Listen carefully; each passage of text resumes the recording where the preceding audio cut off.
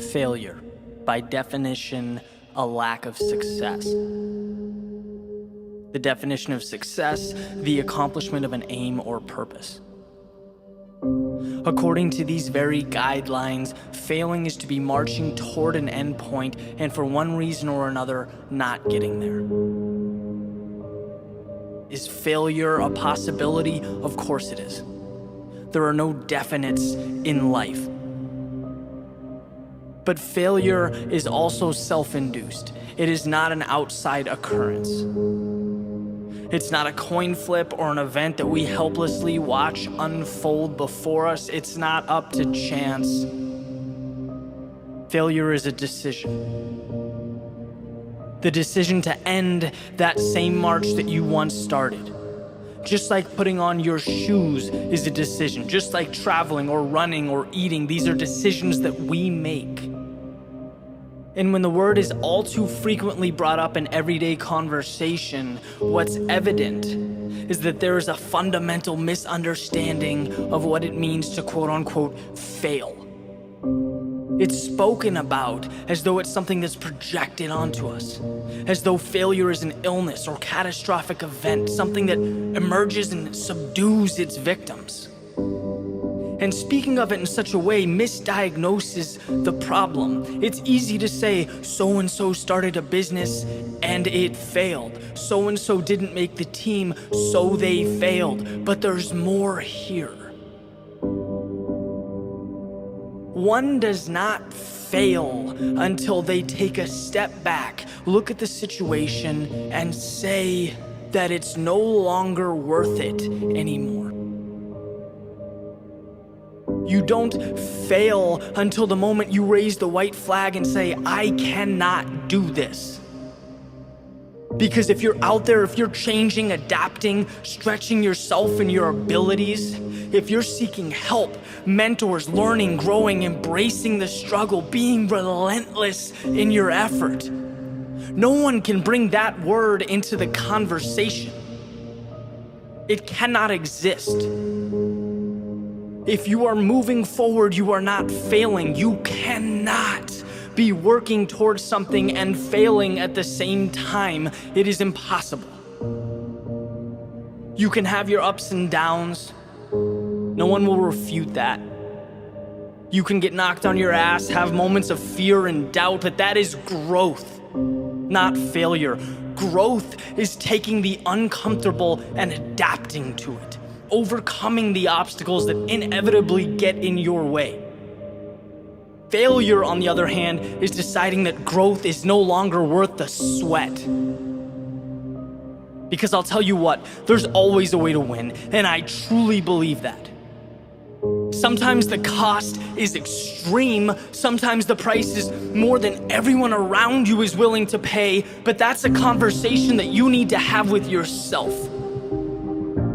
Just know that if you want it, somewhere there exists a solution, and knowing that is the beginning of greatness. It is the start of success. And as for that question, what if I fail? Here's some insight. That thought is wasted time and it is wasted energy, because as far as your goals go, you pull the strings. You are the writer, you are the director, and you are the actor. Failure only occurs when you write it into your script, when you choose it for an ending. And it is one ending, one of many. It is one approach of many. Once you've started that march towards what's important to you, do not let failure be the choice that you make. Choose growth. Choose the adventure. Choose the long way home. Victory over defeat, the uphill climb over regret. Choose to move forward when most wouldn't. It's the decision you'll always be thankful you made.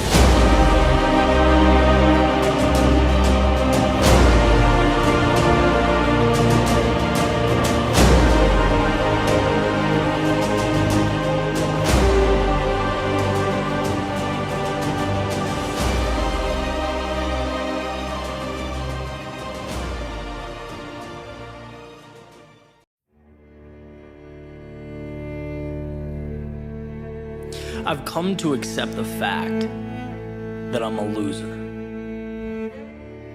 And the more people say otherwise, the more I prove over and over again that it's just who I am. Stuck in my ways, an outsider, outcast, out of my mind, loser. See, it started with my old identity. Who I used to be, yeah, I lost that. Then I lost those people that made me feel small, the ones holding me back. Bye. Would the streak continue? You bet. Lost that need to please others. Hey, turns out I know what's best for me better than they do. Lost the things being done out of obligation and not purpose. Lost the wrong metrics I was using to measure success. Gone. Lost my way so that I might find something better. That was hard.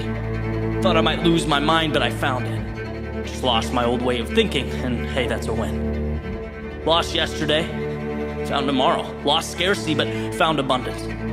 I lost too the people who were more talented, better skilled, the ones who outclassed me, fine. Showed me what it took to win. I lost my heart a few times, that sucked, but looks like it still works, so we're good. I lost my purpose, followed the shiny objects instead of the things that matter, but sometimes seeing what doesn't shine puts a spotlight on what does.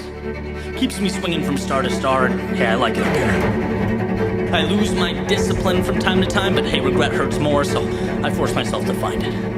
As I write this out, speak it into existence, I'm losing track of time, all is forgotten. But I think that's how it should be. I hope I lose more tomorrow. Yeah, I lose a lot. Thank God.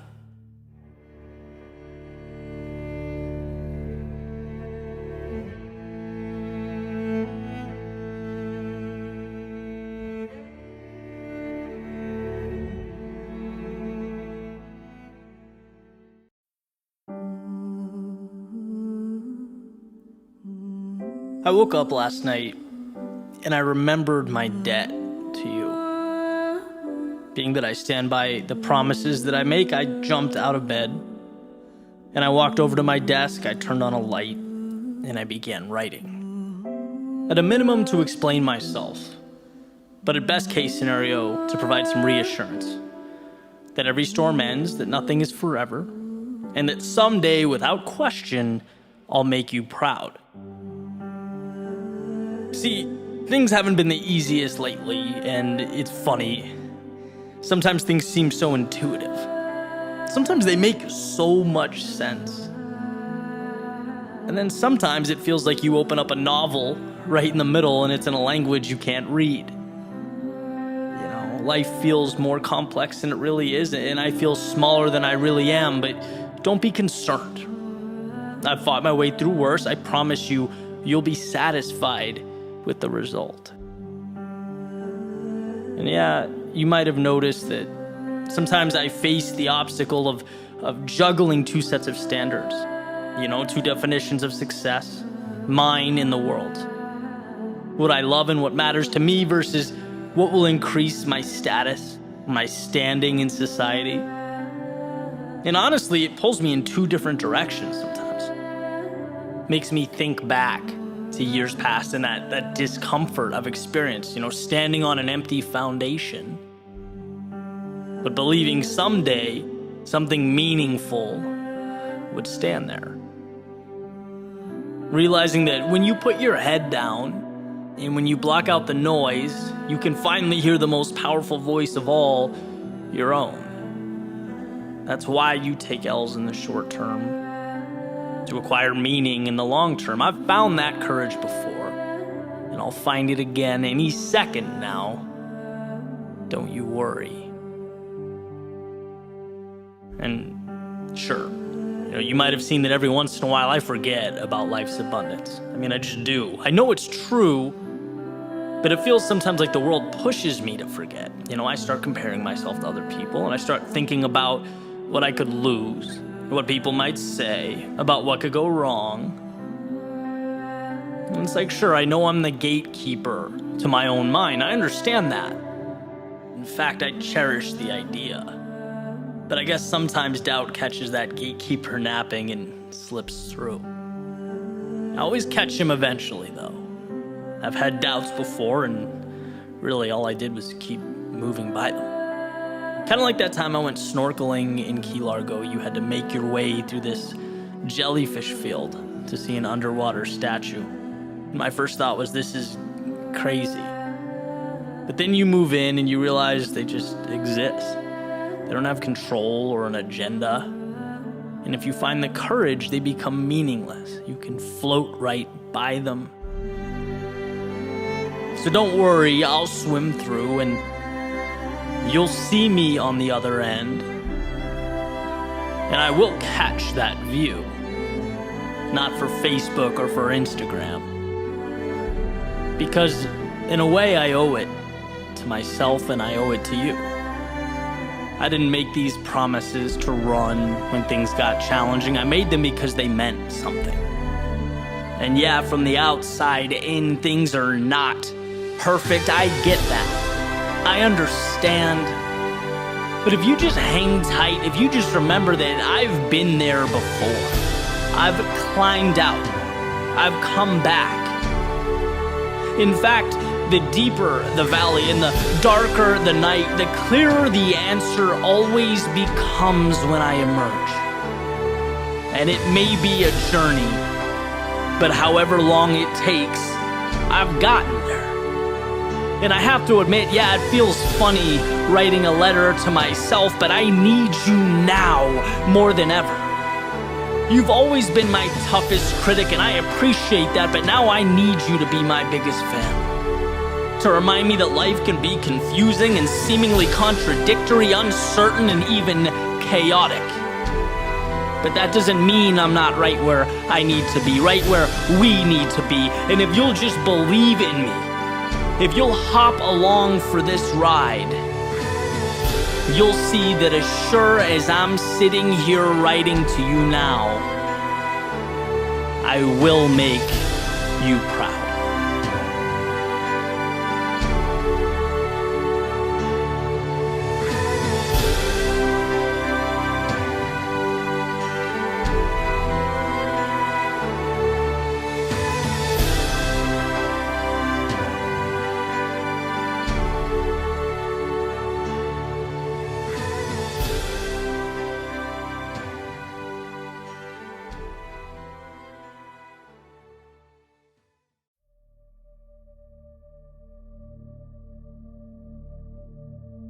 You're not here just to get by,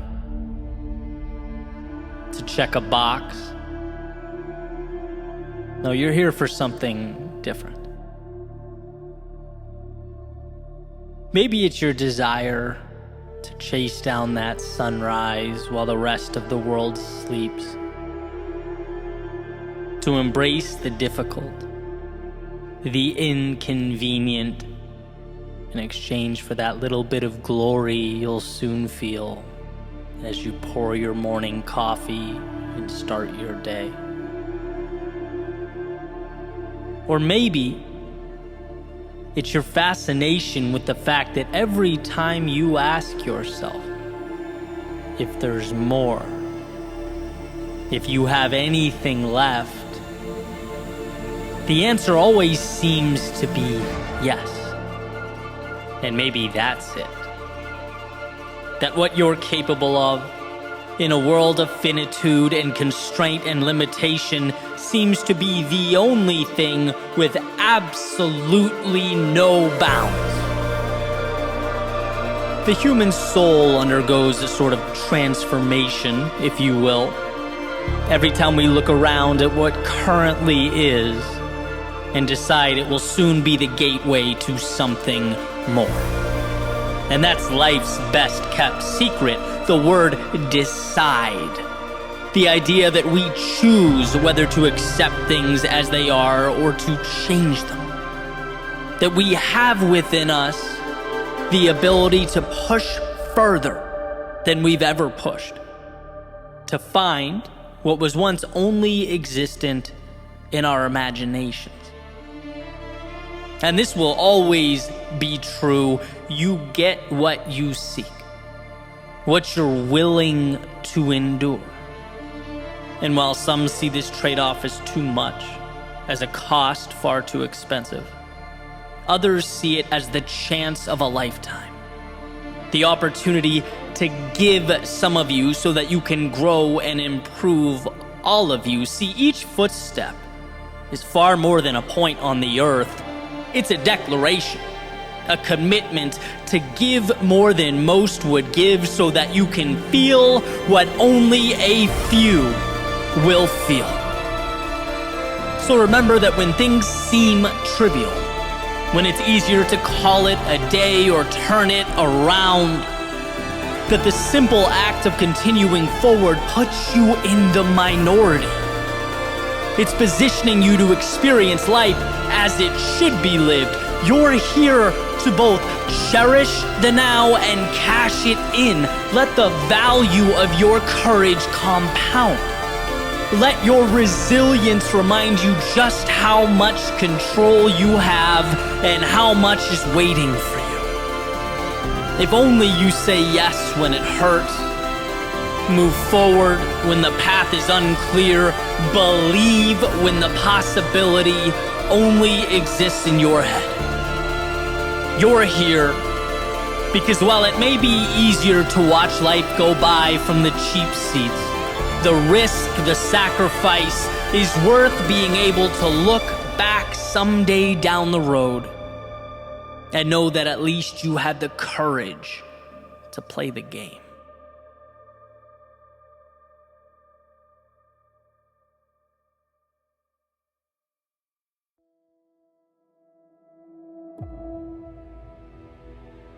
Most often, our greatest source of pain comes not from the moment, but what we suspect that moment will mean.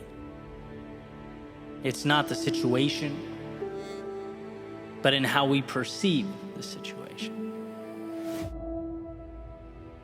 And this is an idea or a concept that I connect pretty directly with fitness or running, simply because that's where, to me, it's most apparent. It screams at me. So being that I run quite a bit, let's dive into that. Most days when I'm out for a jog or I'm running it strictly for endurance, cardio base, chance to get out there and breathe or reset, think. But then there are times when I say to myself, this run's going to be a little different. It's going to be dedicated to seeing what I'm made of, right? I'm going all out, going to push. And what I find as I gradually increase my speed over the course of the 8-mile route is that my brain likes to focus on what's ahead. It becomes fixated on how much is to come, consistently warning me about the distance yet to be traveled and asking whether I have enough left in the tank to get there. It's most extreme in the last mile or so, when my body is most exhausted, when I'm pushing as hard as I possibly can. It's a straight shot, right? I'm looking up at the road ahead. My eyes are constantly reminding my brain that I'm not yet done, that there's more, and creating an association between more road and more hurt. In a way, creating a little cycle of panic that sometimes appears and hangs out as I'm simultaneously talking myself out of slowing down. Now is not the time to pump the brakes. I've come too far and the finish line is so close. But it eventually dawned on me that while the adversity contained in this last stretch of the run is difficult, it's the idea that more waits ahead. That's what hurts the most. It's not the body, but the internal voice that's creating the discomfort. In fact, I bet I could run for hours and hours and hours at this speed if it were a life or death situation. If I had to. It's not the task laid out before me. It's my perception. And so this little line has helped me rethink and readjust my approach. Not just in situations like this, or when doing interval training or working out, but when trying to do everything else associated with my life. Grow my business, build a brand, nurture relationships, push boundaries in any other aspect of what I do. 3 words. Stay within yourself. It goes to the idea that your job is so incredibly simple that it's almost insulting. Put one foot in front of the other. Sure, look up so you know where you're going, but you don't need to analyze or interpret or dissect. There's no gap between there and here, then and now. There is only this moment. And so step. Again and again and again. When the brain starts thinking about how much is left to go, I've betrayed the mantra. Nothing external is allowed. Stay within yourself. You have a job to do, and you're capable, beyond capable of doing it. But the external must be kept out. The distraction must be kept at bay. And sometimes, when you get it right, you hit this stride, this pace that is equivalent to flying, a rhythm that's unparalleled. Stay within yourself. Step by step by step, the air making its way into your lungs and then exhaled back out into the world when you simplify life down in such a way. Seemingly large things are exposed for what they really are, a mere commitment to do the little things consistently. It's funny to look back on all the places I've run over the years and identify or match the geography with the lesson. The routes with the epiphanies, the maps forever entwined in my life, what they gave me and what it meant as I took it all forward into the world. And here we are again, new chapter, new lesson. Then after the shoes come off, the rest of the day commences this little stretch. This last mile plays the role of mentor. Eddie, simplification is everything, it says. The hard thing is not that hard because it's not that big. It's not that complex. Your monsters are self-created. Your hurt isn't a spotlight on the now. It's pointed at the road ahead. It's asking, what if things go wrong? It's asking, how long can this be sustained? It's asking whether I have the strength to endure this. Every question breathes life into an adversary that has no business existing in my world. They're not helping me get to any finish line. In fact, they're that negative self-talk I try so hard to mitigate. Except here they are, very good at disguising themselves as reality, as just facts of the case, but they are not. They don't belong anywhere near me or around me. Breathe and step. In fact, I need to deconstruct the world around me down into one word: now. And what you find when you remove the emotion, the excess, is the simplicity of the task at hand. Maybe not easy, but simple, and complexity is the enemy of progress. Right now may not be comfortable, but at least you're operating with clarity, and that is always enough to simply carry on, to move forward, to stay within yourself.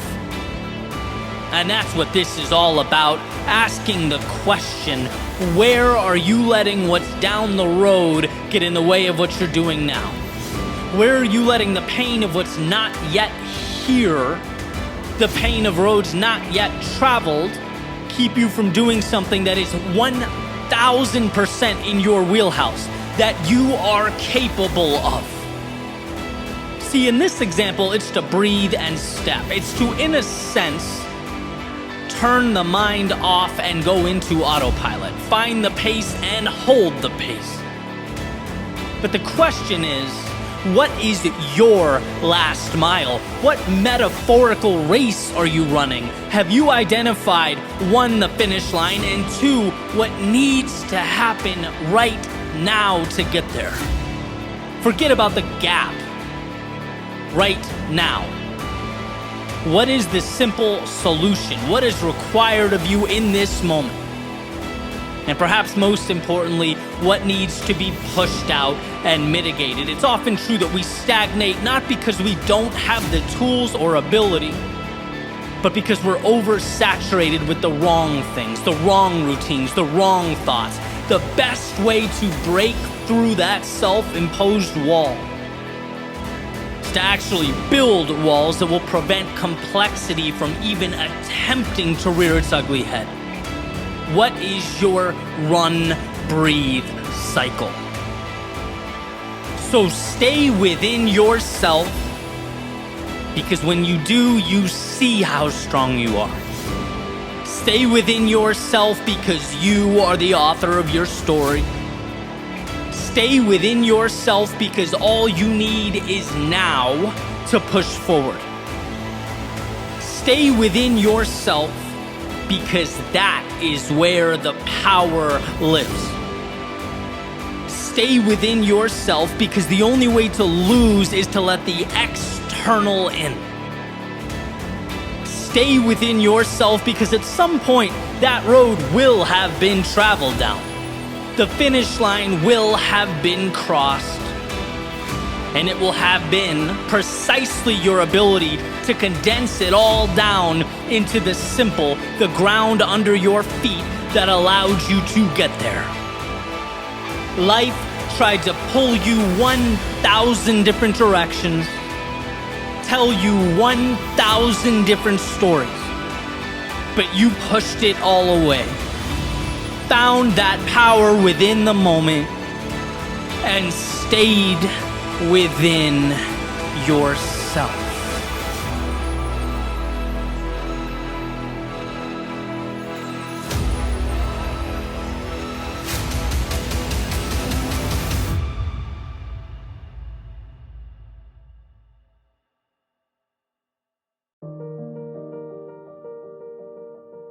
There's a saying that will always be true. It will be true on your best days and your worst. It will be true after victory, and it will be true after defeat. It will be true when you have momentum, and it'll be true when you're down on your luck, doing everything in your power to create momentum. That saying is, your future begins now. Hey, on the surface, might not seem like much. Sure, my future starts now. I know that. Everyone knows that. Well, if that's true, if everyone does in fact know that, why do we spend so much time stuck, reliving our past, unable to break free? Why do we remain terrified to change? Why do we feel such a connection to who we were, how others saw us? Why must we remain loyal to the character we've been playing in our mental autobiographies? See, here's the thing about the past and the future. One is fixed, can't be changed, and the other, well, it's waiting for you to tell it what it is. One is expired time, one is planned to be determined. And it's interesting how we continue to conflate the two. Epictetus has said that the more things we value outside of our control, the less control we have. Well, I'm going to be the messenger here, relaying the precious truth that yesterday is in fact out of our control. What can be controlled is where we go from here. The next step. Meaning today is not your failures. It's where you take those lessons. It's not your mistakes, but it's what the stronger you can now endure because of them. It's not the dreams you let slip away, but where your pursuit might take you now. And yeah, yesterday certainly contributes to your outlook, as all information does. Its value considered, its impact assessed. It guides you, but it's not you. And that difference is astronomical. There's a question about the role the past plays in our lives. That has to mean something, right? Your past is, in many ways, your story. It's why you think the way you do. It's contributed to your understanding of the world. It will always be a part of you, and I believe that. But I also believe the past is a story. And just like reading one chapter in a book simply sets the stage for the next one without controlling its direction, so does every day that has led you up to now. Life gives us the tools to experience, to grow, learn, and then shed that which does not coincide with what's important. Your failures are not you, but they are precious in that they push you towards what you'd like to be. See, you can experience something and not be that thing. As Kierkegaard says, if you label me, you negate me. If you proclaim me to be X, you're essentially stealing from me the infinite possibility that is the future. Yesterday has nothing to do with what I can become. And so taking it a step further, never mind being labeled by someone else. How could you label yourself and see it as anything but self-sabotage? See, you're never defined by your past, but always learning from it. It's not who you are, it's the cheat codes for what you can be. Without that winding road of misfortune and mistakes, the incredible expansion we long for doesn't materialize. Imagine if everyone who ever felt down in life, felt like a loser, who temporarily lost hope. Imagine if they looked in the mirror and said, okay, this is who I am now. There would be no triumph in the world. Because anything meaningful requires the resiliency to map our way from the hell that was our darkest moments to what will become our proudest moments. Destiny means that you separate the finite from the infinite. What you used to call yourself has prepared you to move towards the horizon. But what you used to call yourself is also as irrelevant now as those seconds that you watched tick away. Seconds that maybe you're not proud of. Seconds that perhaps taught you about the world. Seconds that gave you a glimpse of what's possible, unveiled the happiest of times, all of it. In its own unique way, it brought value, but none of it is your future. Why? Because back to that beautiful, all-powerful sentence, your future begins now. Your destiny is awaiting its marching orders, and all you have to decide as you stand today is where that ship will sail.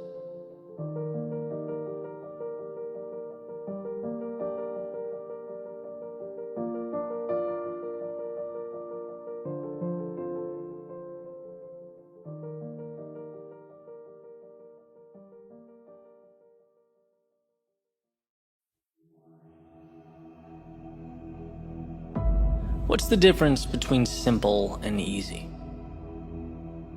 Well, simple is straightforward, uncomplicated. Easy, on the other hand, means achieved without great effort. The difference between those two words is subtle, but essential to understand. One deals with the complexity of an outcome. The other, your will and determination to achieve that outcome. Becoming who you most want to be is simple. But becoming who you most want to be is not easy. Just like walking is simple, Yet hiking up a mountain is not easy. The procedure didn't change, the context did. So let's talk about context. Let's talk about this cyclical nature of growth, because it's not that most people can't. It's that most people won't. It's not that most people don't get how. It's that they don't have a strong enough why. The path is laid out before you. You just have to be willing to walk down it. Will you? Step 1, realize there's more out there. It's not that what you're doing now isn't amazing. It's just that yesterday's act of courage is now today's status quo. What was the spectacular is now the mundane. What was once the ceiling you had to jump to touch is now the floor you walk on. So at the very least, it prompts you to ask, well, what's next? Simple. Not easy. Step 2, the acquisition of courage. Yesterday's courage was a fight. It took a lot out of you, and it's ultimately what got you here. But it dropped you at the curb, it waved goodbye and went on its merry way, and here you are. You can stay here. A lot of people do. You can reminisce of the glory days, the old path, yesterday's triumphs. Or you can do that perpetually uncomfortable exercise of vulnerability. Stepping into tomorrow's unknown, reminding yourself that life's greatest rewards have a hefty price tag, and that price is discomfort. But I've already played this game, one might think. No, what you did was learn the rules. Now it's time to apply them to a new setting, and around goes the merry-go-round. It might seem like a replication from the horizontal, but here's the secret. You can't see the vertical. You have yet to look down and see your ascent, see what you're becoming. Just by staying on, holding tight, just by believing in yourself enough to begin again, you are fanning those tiny flames of courage in your soul that wait to be spread like a wildfire. Simple, but not easy. Step 3, mistakes. Now, of course, it's not the mistakes themselves you fear. It's what you think those mistakes will mean. Ridicule, embarrassment, lack of direction or identity, losing what you have. But here's the catch. When you realize the upside is greater than the downside, you liberate yourself. When you realize there's more to gain than to lose, your potential for greatness is born. How does one act on this? Mistakes. By making mistakes. By injecting yourself into the turbulence of progress.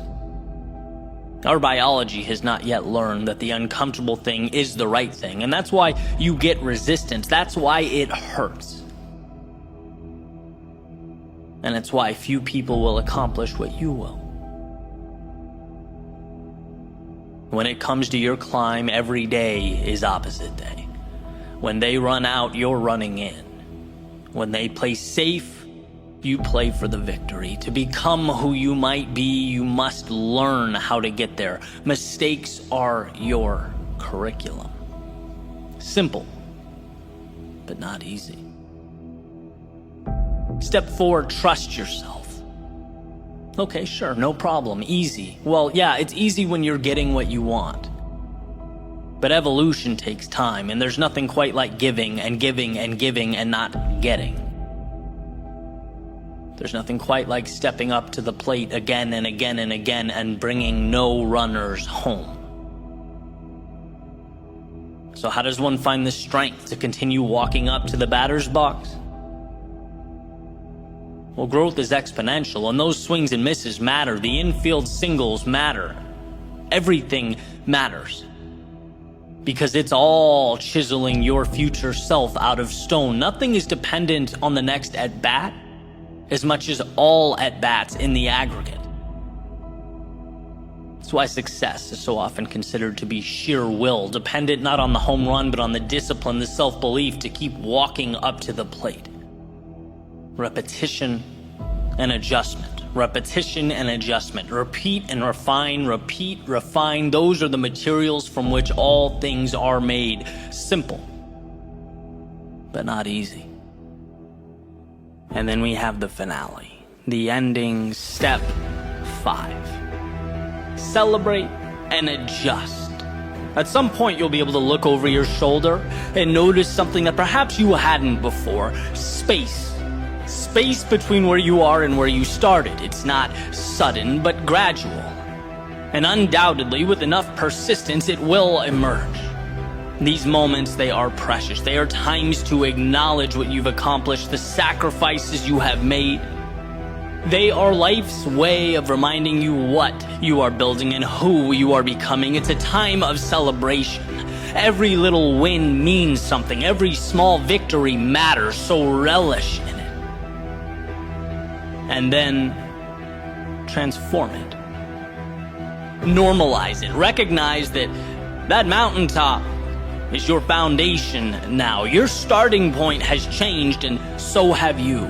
Which means so have your expectations. With an increase in ability comes an upgrade to what's possible, what's expected. And look at that.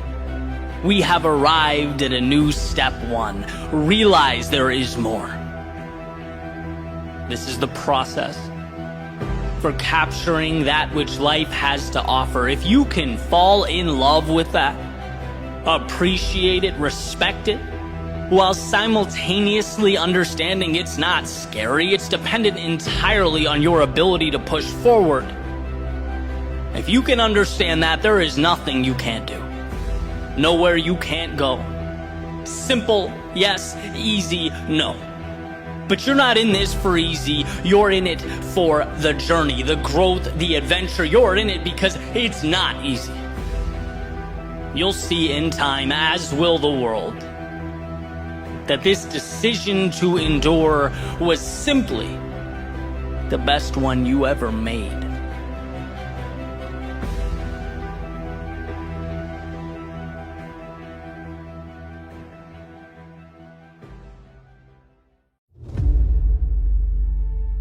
Do you ever wonder how much of you has materialized?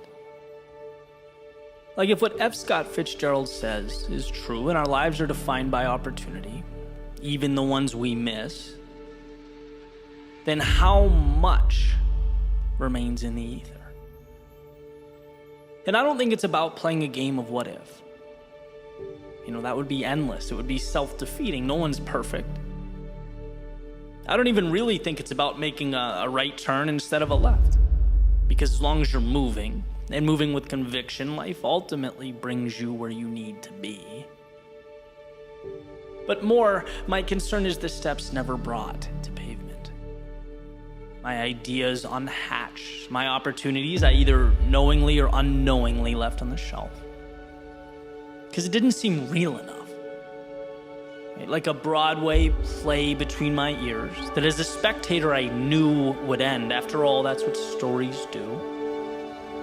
How much of ourselves have we cast aside as simply the things we don't say out loud? At first, it's infinite. We've yet to be taught to limit because limits aren't things, they're ideas, and ideas must be adopted. That's why they say some of life's best things were done by people too ignorant to know they were impossible, too naive of the notion that they couldn't say them out loud. Then it's comparison. They have what I want, but it was meant for them and not me. How delusional to think I could have it. How crazy to think that life has yet to be written, and I am an author. My date is with normalcy in the box where I keep those things we don't say out loud, and then we look around and we see highlight reels, we see awards and vacations and smiles, but we don't stop to think maybe they're just like me. Maybe they're people who struggle and question themselves and doubt the road ahead. No, it must be the paths diverged. They took happiness and I took those things we don't say out loud. And then there's everyday life when things don't go as planned, when the world presents curveballs and you haven't learned to hit off speed, so you feel small and you feel inadequate and ill-equipped, and you could reach out, but that's not cool, that's not right. right? That's something that you don't say out loud, but we keep it in, like all in, and eventually it becomes the if-onlys and I wish I hads. It's the quiet envy gazing longingly towards those who just cared less, who realize maybe life's not as serious as we make it out to be, who turn thoughts to things not by burying but by embodying them. And maybe that's the trick, to unlock the gate, keeping your perceived reality from the possibility of a new one, the one you could create if only you promoted your fleeting thoughts to forward progress. See, dreams can fail to come to fruition in two places, in your head and outside of it. But at least outside it has a chance.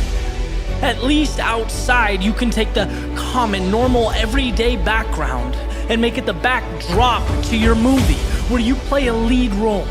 But it must be accepted and acknowledged, not thought of or even whispered, but screamed, so that the details and the trivialities that exist now work for you. That's right, they are now yours. Not because you thought about it, but because you reached out a hand and you asked the world for something. And in life, it will always be true that you don't get what you do not ask for. So when you find yourself staring up a wall comprised of self-defeating narratives and manufactured limits, be ignorant, be irrational, be the reason your dreams have a chance. And when you look around and you see more and wonder why you don't have it, know that you can. You're allowed to. If you sacrifice, you will. But you must believe you are worthy of it. Not in the back of your head where you keep your locker combo and movie quotes, but in reality, where words bounce off lips. And when you feel like life is treating you unfairly, like they're happier or have it better, know that life is peaks and valleys, not just for you, but for everyone. And how you internalize that and carry on makes the difference. And when you feel lost or stuck, you are not hopeless, but in progress. Being broken down so that you can be reconstructed, stronger, better. Victory is not in hiding those struggles, but accepting them as the difference, as the reason you created the miraculous. Not because you had dreams, but because you said them out loud.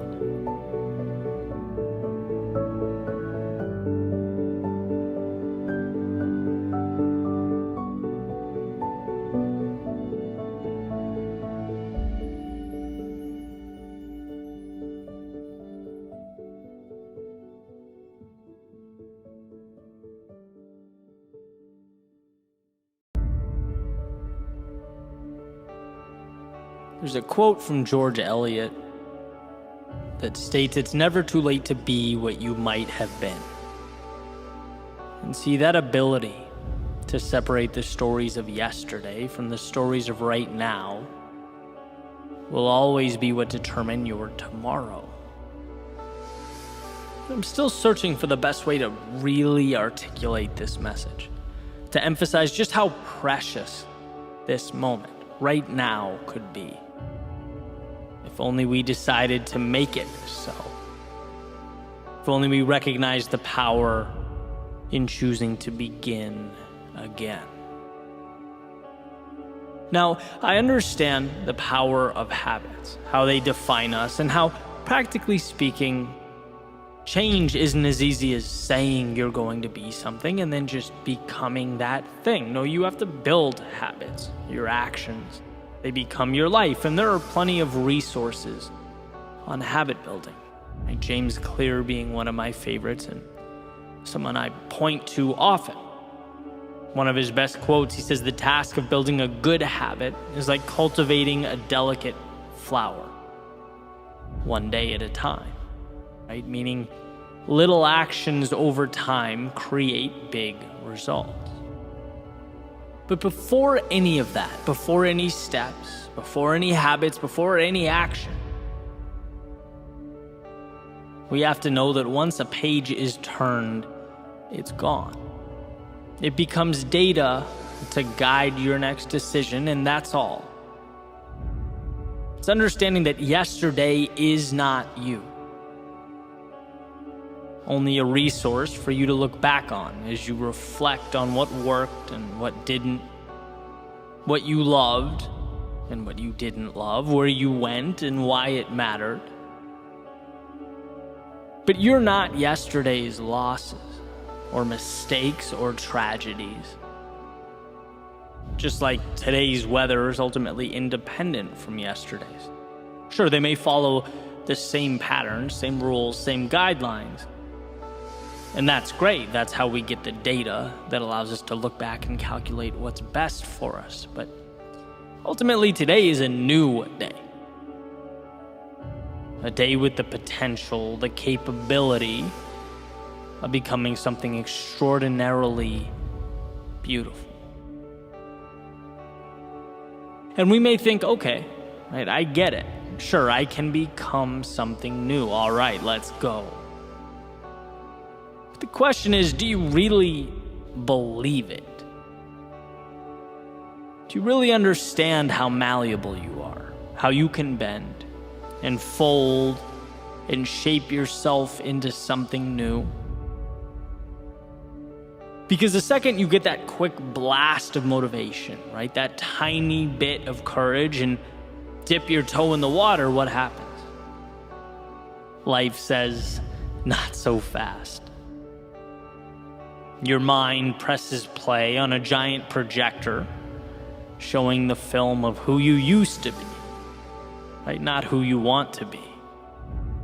Social media displays a seemingly perfect collage of everyone around you pretending to live problem-free lives and prompting you to think, oh, this must mean I'm doing something wrong. Right? TV, news, media, politicians tell you that life is too hard. You're too oppressed to find your way out of this. Of course, not without their help. So why try, one might think? Friends may disappear, or worse, criticize the fact that you've changed, as if that wasn't the point of life in its entirety. And my message is this. Yes, change comes from habits. And yes, habits are small, daily decisions, but also creating that mental space to welcome in those new habits, to understand you're worthy of more, to understand right now is a beginning. That is both the greatest challenge and greatest accomplishment. Giving yourself permission amidst an endless array of adversaries. That's what makes or breaks you. Not how close you keep your running shoes to the door so that you see them and it triggers those AM workout sessions. No, that stuff's important, but does it matter if you don't see yourself as someone who's going to use those shoes as a tool to change into something new? To put them on when you don't want to, when you feel tired, when you're busy? Who are you going to choose to be? And can you hold on to that idea? See, I obviously enjoy motivation, right? I consume a video or an audio almost every morning. I feel like it gets me in the right headspace, and then I get on with my work, right? And for the most part, it does a great job of communicating to us what we need for that moment. It's like, believe in yourself. Work hard. Don't you dare give up.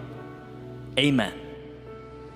But where it sometimes drops the ball, in my opinion, is the why. Why believe in myself? Why work hard? Why not give up? And the answer is because we are these incredibly gifted beings with the ability to change and adapt and grow, but are confronted with a world that wants to tell you no. Change is immediately met with resistance, as if it prefers life at rest. It begs for stagnation. And you even thinking that you can rearrange the order of things shakes life at its foundation. And when we feel that, There's a default uncertainty, a mini panic. How can something be right when it just feels like every move forward is a right hook to the face? Like we're constantly pushing into the headwind. I'll never forget, it was almost 2 years into my journey as a speechwriter, a YouTuber, a content creator, right? 2 years since I left my job. And I felt guilty taking an afternoon jog. It felt like a luxury I wasn't entitled to. Something that minimal. It took time for me to stop thinking about that and enjoy it. That's how crazy it was. Something so tiny and insignificant. Now imagine the weight of the big things. With change, the hard thing is the right thing. That's a tough idea to put our hands around, to hold, to embrace. What we least want to do is so often what we need. But as Campbell says, the cave we fear holds the treasure we seek. As Peterson says, the dragon protects the gold. Jim Rohn, the winters of life give way to the springs and the summers. Nietzsche said there's no beautiful surface without a terrible depth. To become who we might be hurts. And I'm not sure why it has to be this way. Perhaps a test to weed out those who don't really want it. Or maybe it's what we learn when we leave the pieces of ourselves we no longer want behind. Or maybe it's because without that fight, without that suffering, evolution just wouldn't mean as much. But the climb, it creates the view.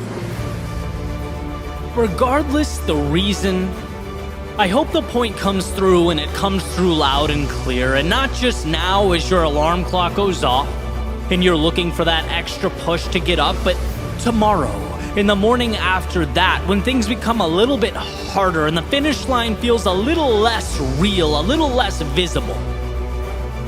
The person you hope to become is as real as the present moment. It's as real when you're excited and motivated as it is when you're discouraged and down. But look around you and understand that it's counterintuitive. As crazy, as frustrating as it might be, the discomfort and uncertainty does not mean you are lost or you've wandered too far. It means you're right where you need to be. It's the little price to be paid every day for monumental change. So as you look out your front door, know that more does exist. Know that it will demand more of you than you've ever given, and know that you are capable of not only meeting but exceeding those demands, and that it will be the most rewarding, incredible, meaningful journey of your life.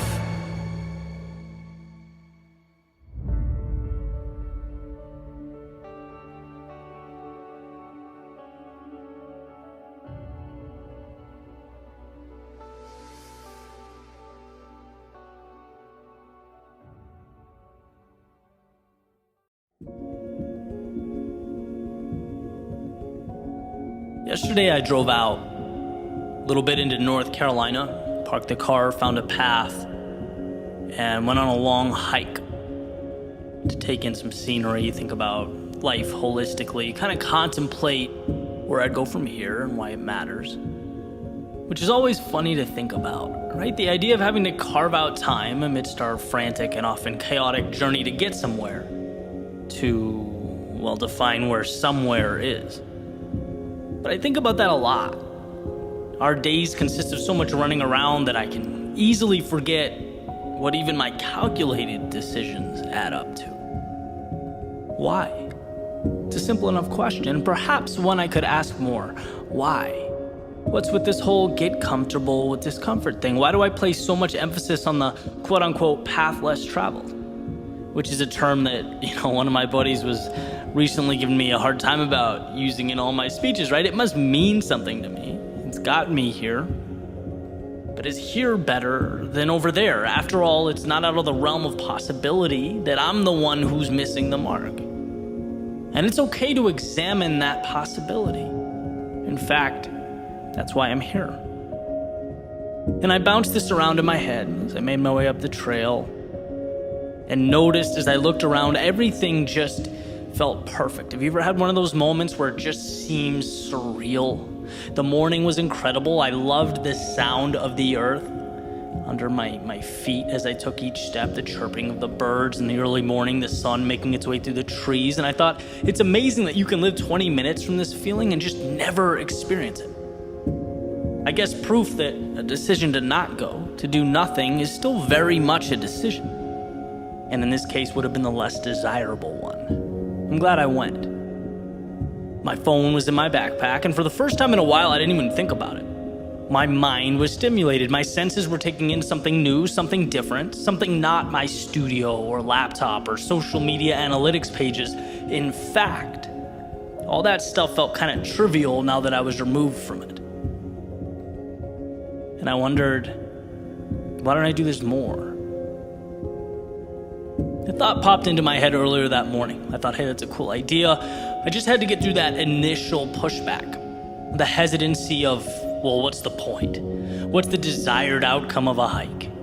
Right? After all, this little jaunt's just going to distract you from your work and your progress. But at that moment, I think you have to just shut out reason for a second. You have to remind yourself that there's value, period. Otherwise, we open the door for rationalizing. We talk ourselves out of some of life's beautiful secrets. Sometimes you have to just go. And as I made my way down this trail further and further, I started to feel better. I felt reassured. Like I had something that I otherwise wouldn't have had. Something that's my own. And maybe that is it. Maybe that alone is the reason for everything. To collect those incredible things, large and small, that we might not have had. After all, isn't life just an accumulation of memories, of experiences that are spread out like a choose-your-ending children's book? And with so much control over the outcome, I think that matter deserves my attention. In order to acquire the good stuff, whether it's in a different location or context or time in my life, I still learn again and again that to get that, we have to leave some things behind. And that's the essence of life. You usually get out what you put in. And I think about that a lot. I think about the forks in the road I've come across, those same ones, the life-altering decisions. I guess it's only human. You know, walking away from that promising career that I'd spent my whole life building towards. Every once in a while, sure, I miss the security. Leaving the city and the people that made my life what it was, it still haunts me from time to time, trading permanence and structure for the freedom to condense my life's work into a laptop and take it anywhere in the world. But empowerment can be lonely, right? And I guess I can't help that in the midst of those situations, the easy decision always feels like the wrong one. I've just been pulled by the upside. I gravitate towards this grandiose version of what life could be on the mark that I hope to make. And to me, the scariest thing has always been not having the courage to see more, to explore. The phrase, what if, has always been my adversary, the monster in the closet, and it's a costly one to slay. Right? But life is both suffering and infinite beauty. And it's like you have to choose where you're going to endure pain and why that matters so that you can climb the mountain that means everything to you, that makes life worth it. In other words, meaningful discomfort now or painful regret later. And I strongly believe that life is about pursuing something meaningful. And even the triviality of a hike wants to remind me of this truth. I could be at home playing guitar, watching Netflix, relaxing. I mean, that would have been easier. But there's only one way to catch that sunrise over the trees. And that way is not Netflix. All those beautiful views, they require an output of energy to reach them. They come with fear of something going wrong, and in doubt that perhaps the turn you made wasn't the best one, and that's okay. But I believe that happiness, to be truly fulfilled, requires trade-offs. And with each step, it becomes easier and easier to understand. For the gym rat, it's the discipline and the belief, knowing that muscles break down so that they can be built up. For the relationship to flourish, it's overcoming disagreements, accommodating the needs of that person that you love, so that they can be the last thing you see before you fall asleep. For the free spirit, it's walking away from what you know in pursuit of something that excites and invigorates, even if you're not entirely sure what it means. It's about enduring one so that you can collect the other. Now, what you choose to endure and what you choose to collect is up to you, but that's what makes life such a beautiful ride. A roller coaster taking you through lows to reach highs into darkness to see how life-changing the light is when it pushes its way through. Little decisions that become the collage that explodes off the paper when you step back and look. That's what you get back when you make a point to see more. That's why my love affair with the trivial and the mundane lights my path. It's not just a little thing. It's a microcosm of my everything. It's my saying yes to the opportunity that we work so hard to ignore in an effort to avoid inconvenience. But a life worth living is not always convenient. You could even argue at times it should be inconvenient, because the higher the climb, the more we give of ourselves, the more precious the world looks from the top down. In the challenging times, the things we sacrifice and leave behind, they're not so much a part of the picture as the paint on your palette. That in breaking down, you can now recreate using your own ideals, metrics, and guidelines, a world that you now have the ability to transform. That's why life to me is nothing more than color, decisions nothing more than paint, steps nothing more than brush strokes, and life, well, life is nothing and everything. Which, as the morning breeze reminds me, is a decision that is entirely my own.